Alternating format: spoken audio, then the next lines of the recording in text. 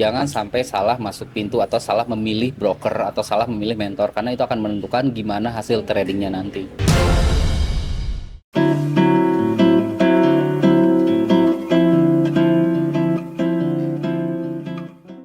Halo Sobat Trader, welcome back di Didi Max Talk Show. Let's talk about trading. Perkenalkan, saya Mila, personal trading analis dari PT Didi Max Berjangka. Dan di episode kali ini kita akan membahas tema yang sangat menarik, tentunya yaitu alasan sebenarnya kenapa trader pemula selalu gagal. Nah, narasumber kita kali ini juga nggak kalah menarik, tentunya pasti udah pada tahu kan, yaitu primadonanya Didi Max versi cowok, yang tak lain tak bukan adalah Master Syam. Halo. Halo Master Syam, gimana kabarnya, sehat? Halo, alhamdulillah sehat. Oke, boleh sapa-sapa dulu dong. Halo teman-teman semua. Oke. Nah, Master Syam, kali ini kita bakal membahas tema yang lumayan cukup menarik, Oke. khususnya bagi para trader pemula di luar sana. Untuk tema kali ini, gimana atau alasan sebenarnya trader pemula selalu gagal itu kenapa ya? Banyak banget trader pemula yang baru mulai tapi udah bingung kenapa selalu rugi. Oke, dan ini adalah fenomena yang cukup menarik ya untuk saat ini, karena banyak banget kejadian kayak misalkan baru jalan trading mungkin 1 bulan, Oke. 2 minggu, even bahkan mungkin ada yang 1-2 hari, tapi kok kebanyakan kok malah rugi. Betul. Dan itu adalah fenomena yang kalau kita lihat itu adalah fakta ya. Trader gagal itu banyak yang rugi di awal. Oke. Sebetulnya.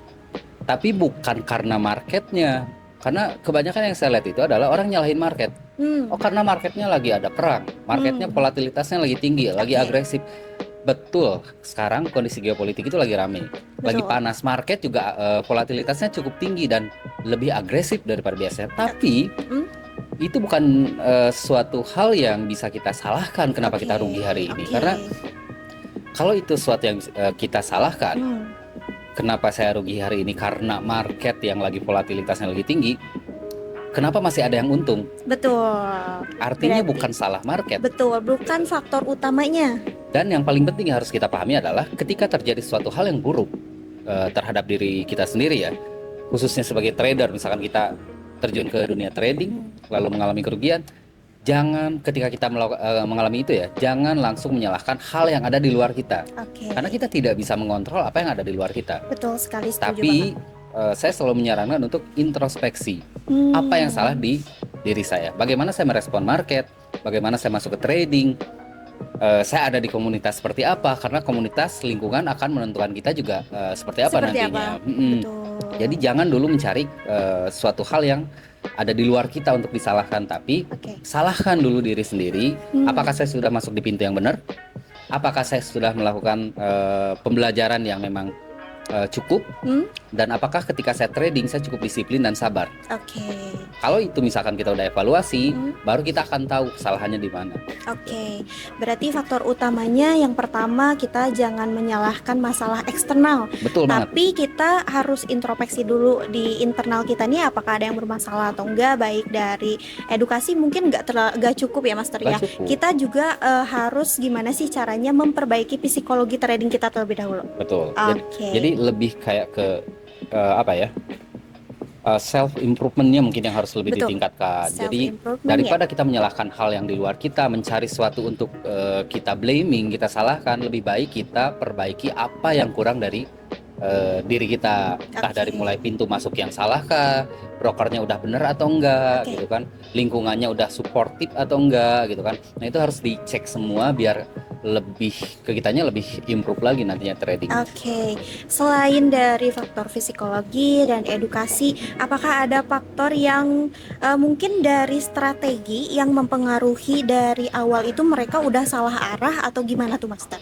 Nah ini sorry to say ya, saya harus mengatakan bahwa banyak banget edukasi, apalagi yang mungkin gratisan, entah itu live streaming, entah itu bahkan ada yang berbayar juga ya, sempat saya cek juga.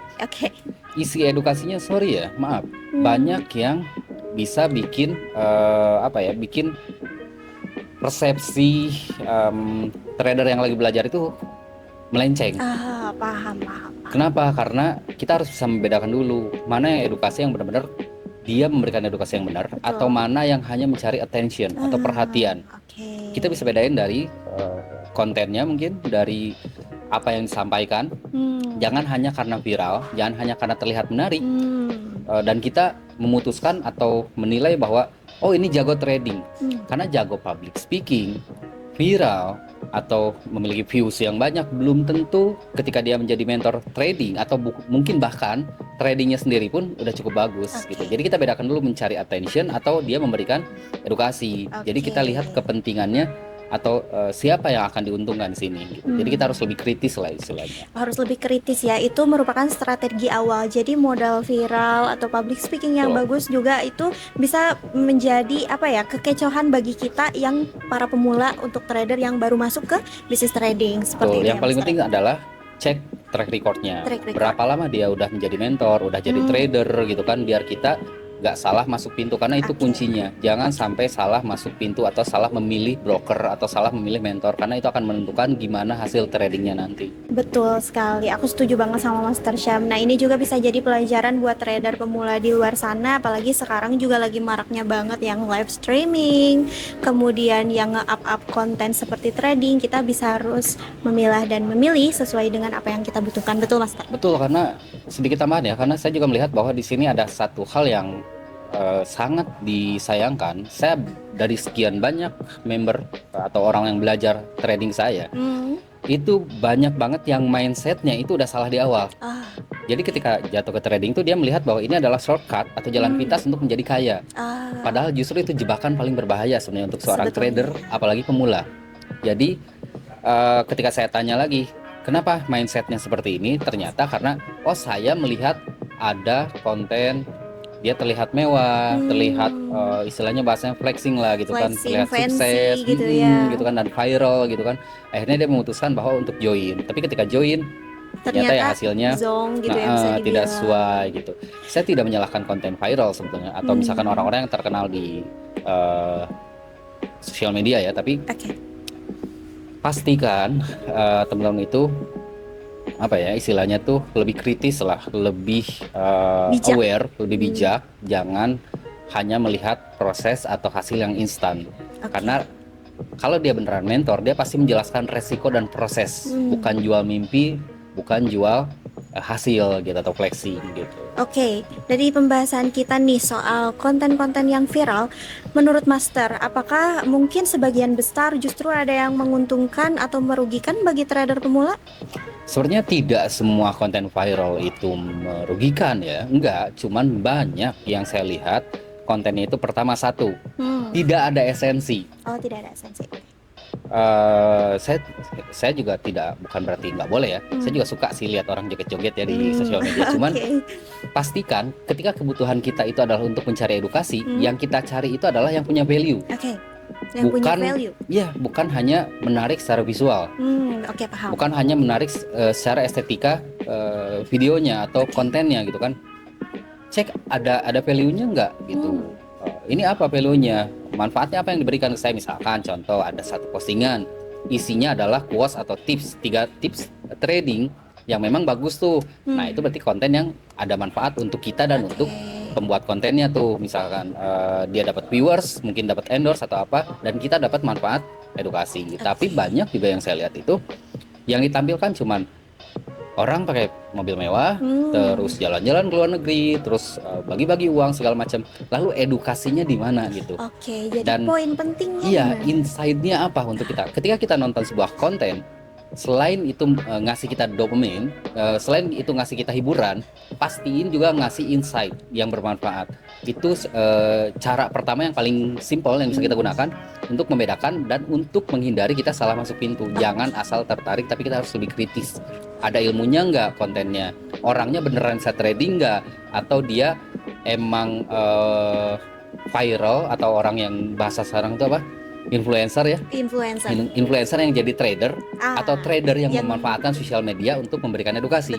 Bedakan karena itu fatal hasilnya. Berarti itu juga kita masuk ke poin keempat, itu gimana caranya membedakan mana mentor yang jago ngomong aja sama yang benar-benar mentor ya Master ya, seperti itu. Sebenarnya kalau dia mentor, minimal pasti dia juga bisa menyampaikan edukasi. Bedain juga ya antara mentor dan trader. Kalau trader mungkin dia jago trading, tapi belum tentu dia bisa menyampaikan atau transfer knowledge, belum tentu bisa. Tapi kalau dia mentor, dia selain bisa trading, pastiin juga dia bisa memberikan edukasi yang baik. Cara dia memberikan edukasi, cara menjelaskan, menerangkan segala macam gitu kan. Nah, lalu biar kita nggak salah, istilahnya salah masuk pintu. Selain dari visual yang menarik, pastiin kita juga memberikan pertanyaan-pertanyaan kritis sebelum kita bergabung. Paham. Contoh yang paling utama, yang paling sering atau paling gampang ya, orang tersebut sudah berapa lama di market. Yang kedua, metodenya jelas enggak? Betul. Atau cuman ikut-ikutan hype aja yang lagi viral dia ikutan gitu kan, jadi booming, jadi viral. Dan yang ketiga adalah ketika saya bergabung itu saya itu akan didampingi atau dibimbing seperti apa? Sistemnya, metodenya betul, ya, Mas Ter, sistemnya atau metode pendampingannya jelas atau enggak? Ada nggak kelasnya? Ada nggak orangnya? Bisa ditemui nggak secara real gitu kan? Nah itu penting banget gitu. Saya tidak apa ya? Bukan berarti saya nggak main sosial media atau nggak suka dengan sosial media. Saya suka dan saya juga main. Tapi pastiin ya teman-teman nggak salah pintu dan bedain mana yang cuman cari attention, perhatian, viewers doang. Untuk ujung-ujungnya at the end of the day dia cuman nyari endorsementnya, untuk nyari monetize dari viewers ya, gitu kan. Atau benar-benar orang yang memang nggak perlu view banyak kok, cek aja kontennya bermanfaat atau enggak, edukasinya benar enggak, dari bahasanya dia, dari istilahnya dia, dari cara struktur penjelasannya, apakah benar-benar keilmuannya atau AI generated sekarang kan. Betul. Gampang juga, tapi kita bisa bedain kok sebenarnya. Kita bisa bedakan ya Mas. Iya, itu tidak salah sebenarnya.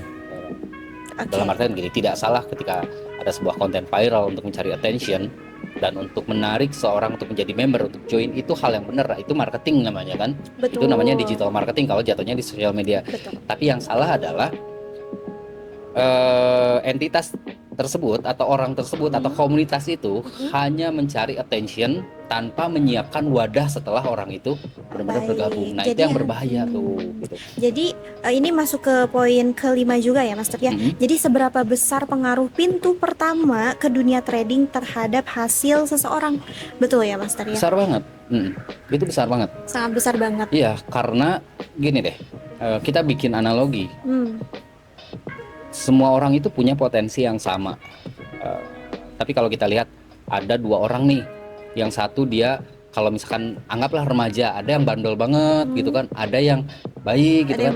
Nah itu kan sebenarnya bukan karena sekolahnya, bukan karena dia bergaul sama siapa, tapi karena didikan awal di rumahnya kan. Betul. Nah trader pun sama, ketika dia di awal masuk pintu yang salah, maka mindsetnya pun akan ditanamkan mindset cepat kaya, mindset bahasa sekarang tuh apa, all in, full margin ya, FM ya, karena yang dia lihat itu di matanya, yang dia lihat mentornya dia itu selalu mewah, mobil sport mungkin, atau misalkan apalah yang fancy kayak gitu ya, pokoknya yang kayak too good to be true lah gitu.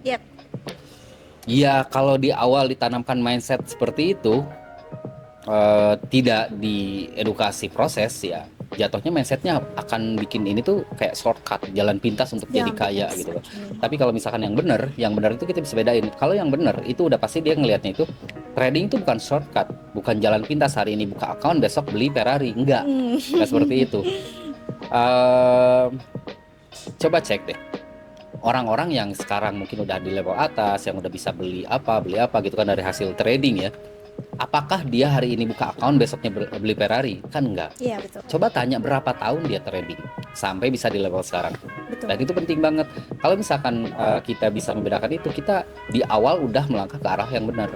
Tapi kalau di awal kita enggak kritis, cuman lihat orang, oh ini sukses, ini gini, lihat profilnya segala macam kayak mewah banget gitu kan. Tanpa dicek legalitasnya, dia menggunakan metode apa, ketika saya join saya akan mendapatkan apa, benefitnya, dibimbing enggak gitu kan. Terus kalau dibimbing cara dia membimbing seperti apa gitu kan, itu penting banget gitu. Betul, berarti sangat besar sekali pengaruh pintu pertama untuk para trader pemula yang mau terjun ke bisnis dan berpengaruhnya terhadap hasil seseorang ya, Ya. Master ya, seperti itu. Kita lanjut. Kalau misalnya dari awal udah masuk lingkungan yang salah nih, Master, seberapa bahaya dampaknya ke mental dan keputusan trading? Ke mental dan mungkin lebih ke mental dan ke masa depannya dia atau Betul. karirnya sebagai seorang trader ya, itu akan fatal. Sangat fatal mungkin Akan ya. sangat fatal karena gini, saya ngebedain ya antara saya ngehandle orang yang benar-benar pure, dia belum tahu apa-apa, dengan ngehandle orang yang pernah belajar di tempat lain atau pernah belajar dengan orang lain. Itu akan lebih sulit menghandle atau mengedukasi orang yang pernah belajar.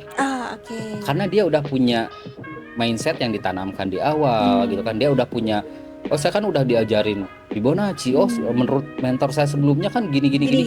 Nah, sebenarnya nggak salah, itu ilmu, knowledge, keep it gitu kan. Silahkan simpan itu. Tapi ketika belajar kita mau memperbaiki diri,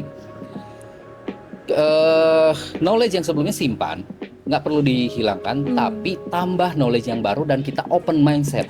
Oke. Kebanyakan dari trader yang udah salah pintu, salah lingkungan dari awal, dia itu tidak mau open mindset. Dia itu selalu menganggap ini loh yang paling benar. Betul, gitu. oke. Dan itu yang paling berbahaya, bukan karena marketnya, bukan karena lingkungannya, tapi karena dianya sendiri yang emang udah nggak mau buka mindset. Padahal sebenarnya di dunia trading itu selalu ada hal yang baru. Betul. Saya belasan tahun di dunia trading, Oke. itu sampai hari ini itu saya masih banyak belajar. Masih banyak belajar ya, Mas. Karena saya tidak ada niat untuk berhenti belajar sampai dengan hari ini. Karena semakin saya belajar, semakin saya sadar ternyata saya nggak tahu apa-apa. Tapi orang yang tidak akan berkembang ketika dia belajar satu halaman dari buku, dia akan merasa sudah tahu segalanya. Ya, Master. Dan sorry ya, itu berbahaya dan itu akan fatal hasilnya. Karena itu mindset yang kurang bagus mungkin. Karena tidak akan berkembang. Karena dia sudah merasa pintar, berhenti belajar, ada yang ngajarin dia malah tersinggung, dikritik juga pasti tersinggung juga. Ya, pasti mental ya, Master. Pasti mental, dan yang lebih parah adalah tersinggung. Ketika ada orang yang kritik, memberikan edukasi baru, alah ini salah, saya diajarin sama yang sebelumnya gini, dan dia merasa sudah tahu segalanya, padahal itu paling berbahaya tuh itu. Seperti itu. Oke, keren banget ya penjelasannya, ini sangat-sangat daging banget dan bisa teman-teman trader pemula terapkan di kehidupannya masing-masing, karena ini juga merupakan salah satu pengalaman dari Master Syam juga ya, yang sudah belasan tahun di dunia Ya trading. betul, itu based on experience. Saya mungkin nggak punya degree, saya mungkin nggak punya titel yang panjang sampai menuhin ya space di KTP gitu. Enggak, detail saya tuh pendek banget. Tapi apa yang saya sampaikan itu selalu based on experience. Studinya itu selalu empiris, selalu berdasarkan pengalaman. Dan pengalaman itu yang saya desain untuk saya jadikan materi bahan edukasi. Ini loh, saya pernah ngalamin market seperti ini. Ketika saya mengalami rugi, apa yang harus saya lakukan, dan itu based on experience semua. Oke. Jadi semua yang disampaikan sama Master Syam ini based on true story-nya Master Syam sebagai trader ya, Master Syam ya. Oke, kalau misalnya seorang nih udah salah jalan, Master Syam, gimana atau apa yang harus diperbaiki pertama kali dari orang tersebut? Itu simple. Hal yang paling penting itu adalah open mindset. Jangan punya block mindset. Kembali lagi yang tadi. Kalau mau memperbaiki, contoh misalkan saya punya satu condition, misalkan saya lagi flu, tapi saya tidak mau mengakui saya flu. Kira-kira bakal datang ke dokter nggak? Saya nggak mau ngakuin saya flu, gengsi. Iya, gengsi. Kalau itu sih ditahan sendiri aja kayaknya di rumah. Tapi beda kan dengan, oh saya lagi flu, dan saya mengakui itu, saya lagi nggak dalam kondisi yang bagus, saya lagi sakit. Artinya apa? Saya mengakui, kalau udah mengakui itu kekurangan, kesalahan, baru kita datang ke dokter kan? Betul. Diobati dan insya Allah sembuh.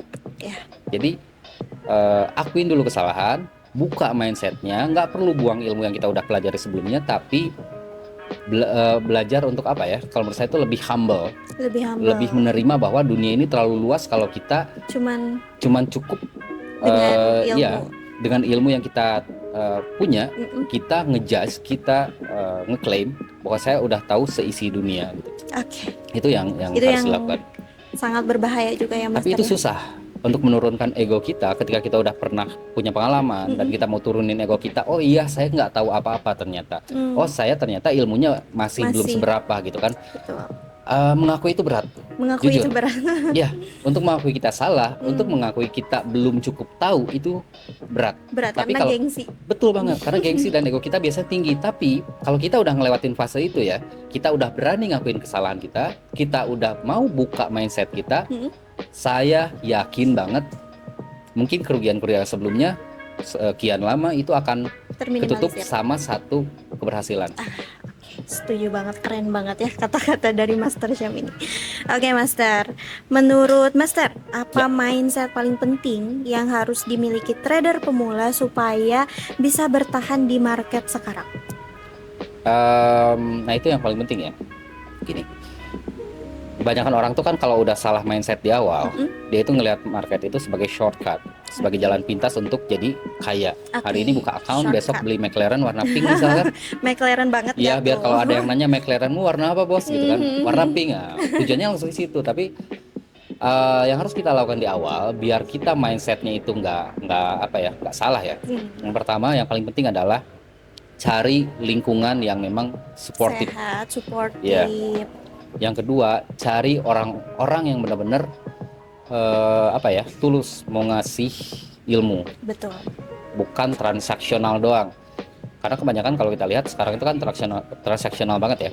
Nah, tapi yang lebih parah adalah kalau misalkan orang cari ilmu, cari komunitas, cari kelas gitu kan, dapatnya salah pintu, itu akan punya mindset yang saya gagal sebelum dia memulai gitu, dan itu berbahaya. Jadi cari lingkungan yang benar, cari orang yang benar-benar mau ngajarin gitu kan.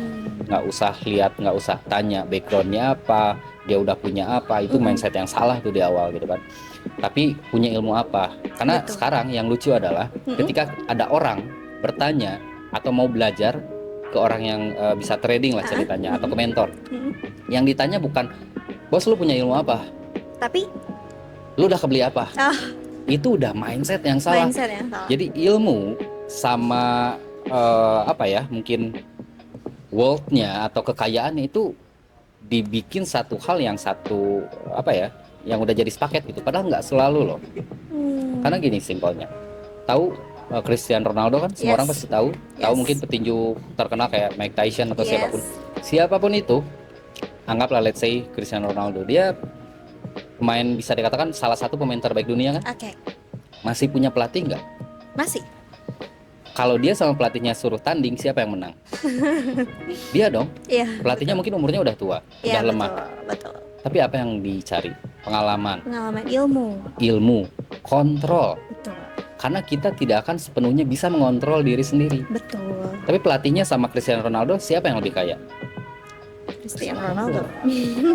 Jadi mindset di awal, nggak tahu saya juga menyebar dari mana awalnya, tapi selalu orang-orang tuh bermindset sekarang kalau cari mentor, carinya itu dia harus udah pakai McLaren, dia udah harus pakai Ferrari, dia harus pakai ini pakai itu. Enggak, pakai McLaren, pakai Ferrari, emang yakin itu dari hasil dia trading? Betul, itu dia Master. Yang ditanyakan adalah lu udah punya apa, bukan itu, tapi ilmu apa yang mau Anda berikan ke saya, dan bagaimana nanti pendampingan, metode pembelajarannya, strukturnya segala macem gitu kan. Tapi kalau misalkan struktur belajarnya kayak gitu-gitu aja gitu kan, AI generated gitu kan, atau template banget gitu kan, ya udah tanya GPT aja langsung. Iya betul. Tapi cari orang yang benar-benar dia punya capability buat mengedukasi. Tidak semua orang bisa trading itu juga bisa mengedukasi, itu juga penting gitu. Jadi lingkungan yang pertama, yang kedua adalah cari orang-orang yang memang masih punya empati atau punya kesadaran bahwa ketika dia punya ilmu, dia itu punya willing atau punya kemauan untuk memberikan edukasi gitu. Karena itu penting banget. Karena at the end of the point, di akhir ya, saya selalu bilang bahwa, dan saya selalu yakin bahwa tidak ada orang yang terlalu bodoh.